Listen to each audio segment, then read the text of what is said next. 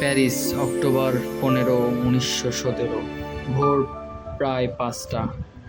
18 জনের একটি দল প্রায় নিঃশব্দে এলো প্যারিসের নারী কারাগার সেন্ট লেজারার 2য় তলায়। দলটির বেশিরভাগই ফরাসি আর্মি অফিসার। টর্চ হাতে একজন ওয়ার্ডার তাদের পথ দেখিয়ে নিয়ে যাচ্ছিলেন।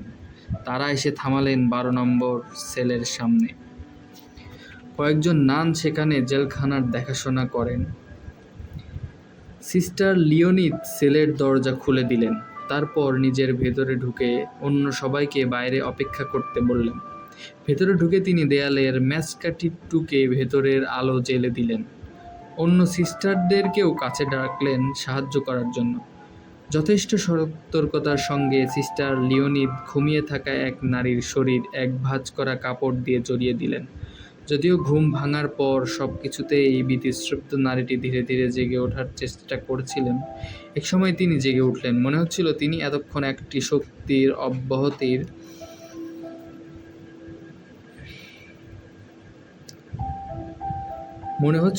এতক্ষণ একটি শান্তির আবহর মধ্যে মগ্ন ছিলেন। কিন্তু তিনি একবার স্তব্ধ হয়ে গেলেন যখন জানতে পারলেন ক্ষমা প্রার্থনা করে প্রজাতন্ত্রের মহামান্য প্রেসিডেন্টের কাছে তিনি যে প্রাণভিক্ষার আবেদনপত্রটি পাঠিয়েছিলেন তা নাকচ হইয়াছে। পরিষ্কার বোঝা যাচ্ছে তিনি গভীরভাবে দুঃখ পেয়েছেন এবং সব কিছু থেকেই অব্যাহতি পাওয়ার একেবারে শেষ প্রান্তে পৌঁছে গেছেন। তার যেন আর কিছুই করার ছিল না। ভেতর থেকে সিস্টার লিওনিদের সংকেত পেয়ে ক্যাপ্টেন বুচার্ডন ও বন্দিনীর উকিল মাতির ক্লান্টনকে সঙ্গে নিয়ে ভেতরে প্রবেশ করলেন ফাদার আরবক্স। কাছে এলে বন্দিনী তার উকিলের হাতে সপ্তাহখানেক ধরে লেখা একটি লম্বা চিঠির এবং বিভিন্ন রিপোর্টের ক্লিপিং সহ 2টা ম্যানিলা খাম তুলে দিলেন। নানা ঘটনার পারহঞ্জিরতার মধ্যে সব কিছু ঘটে যাচ্ছিল। তিনি পাশে রাখা কালো মোজাজোড়া পরে নিয়ে পা নামিয়ে দিলেন সিল্কের লেস লাগানো তার হাইলের জুতার ভেতরে।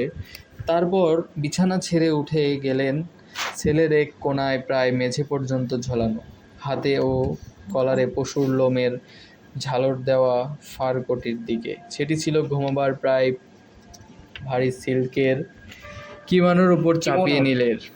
মাথার এলোমেলো কালো চুলে ব্রাশ করে বেঁধে নিলেন ঘাড়ের পেছন দিকে। মাথার ওপরে তুলে দিলেন ফেল্ট হ্যাট। বাইরে যাতে উড়ে না যায় সেজন্য সেটিকে সিল্ক রিবন দিয়ে চিবুকের নিচে বেঁধে নিলেন।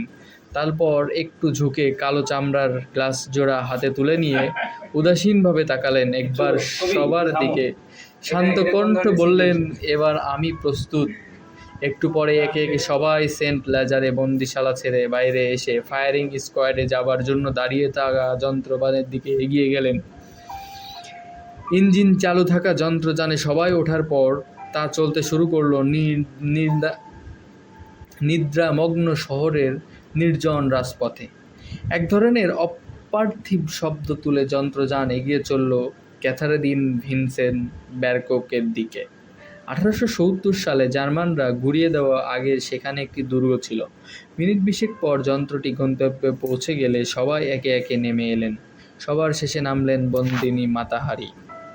12 সদস্যের সৈন্যদলটি ততক্ষণে তাহাদের কাজ শেষ করার জন্য দাঁড়িয়ে গেছে সারিবদ্ধভাবে। লাইনের একেবারে শেষ প্রান্তে হাতের তলোয়ার ওপর দিকে তুলে দাঁড়িয়ে আছেন একজন অফিসার। দুজন নানের পাশে দাঁড়িয়ে ফাদার অরবক্স অভিযুক্ত বন্দিনী সম্পর্কে কিছু বলার চেষ্টা করলেন। মাঝখানে তাকে থামিয়ে একজন লেফটেন্যান্ট হাতে একখণ্ড সাদা কাপড় নিয়ে এসে এক সিস্টারকে বললেন, ওর 2 চোখ বেঁধে দিন প্লিজ। আমি অবশ্যই এটি পারব। বস্ত্রখণ্ডটির দিকে তাকিয়ে বলে উঠলেন মাতাহারি। তার উকিল মাতির ক্লানেট প্রশ্নসূচক দৃষ্টিতে একবার তাকালেন লেফটেন্যান্টের দিকে। লেফটেন্যান্ট বললেন, মাদামি যদি একটি পছন্দ না করেন ক্ষতি নেই, এটা বাধ্যতামূলক নয়। মাতাহারিকে জোর করা হলো না, চোখ বাঁধা হলো না। তিনি নিশ্চল দাঁড়িয়ে রইলেন। সরাসরি শূন্য দৃষ্টিতে একবার তাকিয়ে দেখলেন ফায়ারিং স্কোয়াডের সদস্যদেরকে। একসময় প্রিস্ট ও নানদের সেই সঙ্গে লাইতাতার মতির ক্লানেট দূরে সরে গেলেন। এদিকে ফায়ার স্কোয়াডের কমান্ডার স্কোয়াডের সদস্যদেরকে তাদের রাইফেল পরীক্ষা হতে বিরত রাখতে গভীরভাবে পর্যবেক্ষণ করেছিলেন। এদিকে সেই তলোয়ারধারী অফিসার নিজের স্থানে গিয়ে দাঁড়ালেন যাতে সবাই তাকে দেখতে পায়। তিনি তলোয়ার তুললেন। লক্ষ্য স্থির। বন্দিনী মাতাহারি নিশ্চল দাঁড়িয়ে আছেন, ভাবেশহীন তার চোখ মুখ, ভয়হীন। হালকা মৃদু হাওয়া উঠছে তার ফোরলোকের ফ্রিল।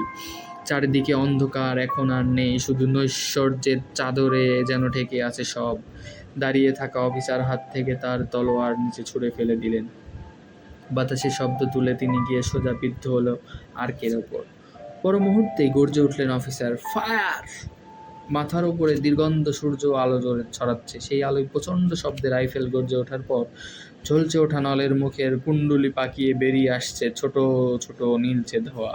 ফায়ার স্কোয়াডের সৈন্যরা তাদের রাইফেলগুলো মাটিতে সারিবদ্ধভাবে নামিয়ে রাখল। মাতাহারি তখনও নিশ্চল দাঁড়িয়ে। কয়েক মুহূর্ত ছায়াছবিতে মানুষ গুলিবদ্ধ হয়ে যেভাবে ছিটকে পড়ে যায়, মাতাহারি তেমনভাবে সামনে বা পেছনে ঝুঁকলে পড়লেন না, হাতও ওপরে নিচে বা পাশে ছুড়লেন না।